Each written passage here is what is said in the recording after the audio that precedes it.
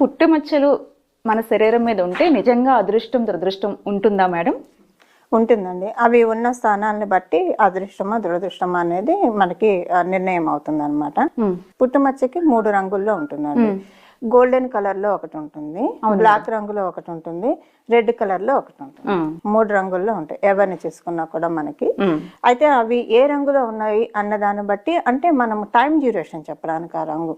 ఇప్పుడు మీకు ఆకస్మిక ధనలాభం ఉందనే చెప్పాను అనుకోండి ఒక పుట్టుమచ్చ వల్ల, మరి నేను టైం పీరియడ్ మీకు చెప్పాలి కదా. అది బ్లాక్ ఉందనుకోండి, మీకు 40 ఇయర్స్ లేదా 45 ఇయర్స్ క్రాస్ అయ్యాక మీకు ఆకస్మిక ధనలాభం వస్తుంది. ఓహో, టైం పీరియడ్ కూడా ఉంటుందా మేడం? ఓకే. రెడ్ ఉంది అనుకోండి, మీకు 28 నుంచి 36 లోపల వచ్చేస్తుంది అనమాట ఆకస్మిక ధనలాభం. ఒకవేళ బ్రౌన్ కలర్ లో ఉంది అనుకోండి, కొంచెం చిన్న వయసులోనే నిలదొక్కునే వాళ్ళు ఉంటారు. అంటే ఫీల్డ్ కి రావడం నిలదొక్కుని వెళ్ళి రాకెట్ లాగా దూసుకెళ్ళిపోయే వాళ్ళు.